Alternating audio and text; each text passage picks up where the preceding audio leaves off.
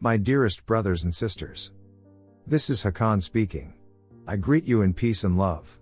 First of all, I want to acknowledge that life on Earth right now is often brutal, unfair, crazy, harsh, lonely and painful. Yes, I know that many of you are suffering. Many of you are in uncertain and insecure situations. Many of you have lost loved ones. I very much empathize with you. As always, we are not in favor of suppressing emotions. Instead, we think that if you feel angry, or scared, or whatever, then you are, as always, good the way you are. You can just observe and feel your emotions, without trying to change or judge them. Sometimes it can help to just fully step into the pain and let it wash over you. While a part of you might think this will destroy you, almost certainly the pain will pass more quickly than you think and it will bring more relief than you think. Alternatively, another thing you can do is to switch your perspective from I am in pain to I am observing pain. Ultimately, your freedom is coming.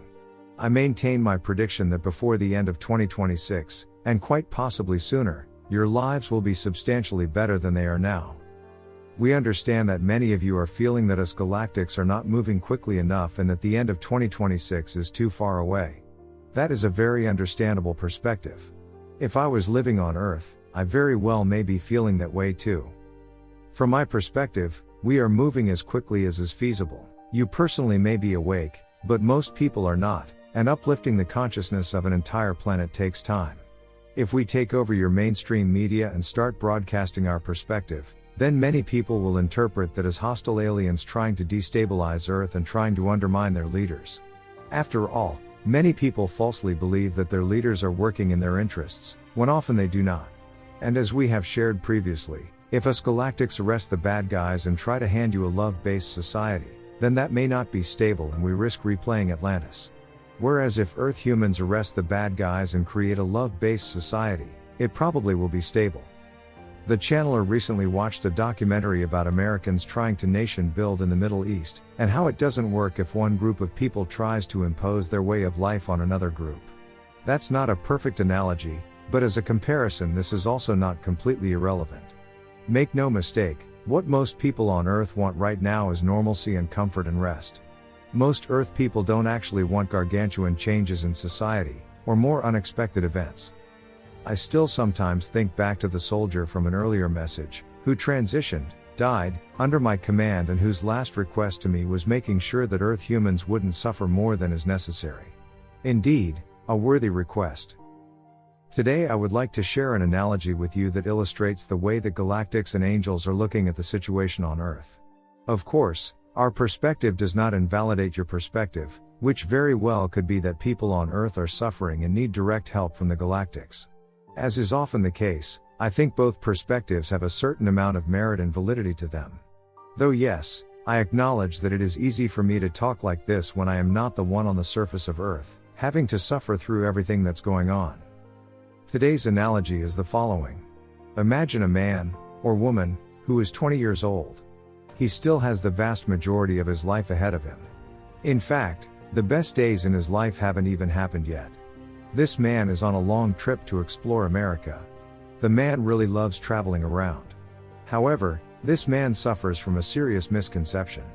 Every single day, the man believes that his life began at the start of the day and it will end at the end of the day. So as he is traveling, he spends many hours every day in pain and in despair, barely even seeing the natural beauty around him, and not interacting as open-heartedly with other people as he could have. Then finally the day passes, he doesn't die, and a new day starts.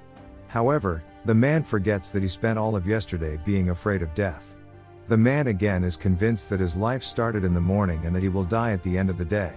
So again he spends his days traveling and being scared of dying at the end of the day. And again the day passes, he doesn't die, and another day starts. Again he believes that his life started that morning and that his life will end that evening, etc.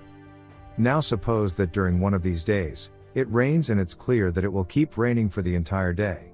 Now from a zoomed out perspective, this is an event barely worth mentioning. It rains during one day of a very long and beautiful trip. But from the man's perspective, this rain is a soul-crushing tragedy, because it is raining and will be raining all his life. Because after all, he is living with the misconception that his entire life is just one day. And so if it rains during one day, It seems to the man that there is rain all his life, which is crushing. But in reality, the man is on a long and beautiful trip, and it's almost a footnote that it is raining during this one day.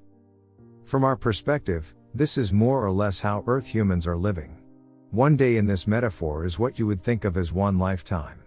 During every day, you are convinced that your existence started in the morning and will end at nighttime. During every lifetime, you are convinced that your existence started at this current lifetime's birth and that your existence will end at the end of your life. But in reality, your current life is just one lifetime on a very long journey you are on. And yes, during this lifetime it is raining, very much so in fact. And yes, we are working to try and get you a raincoat.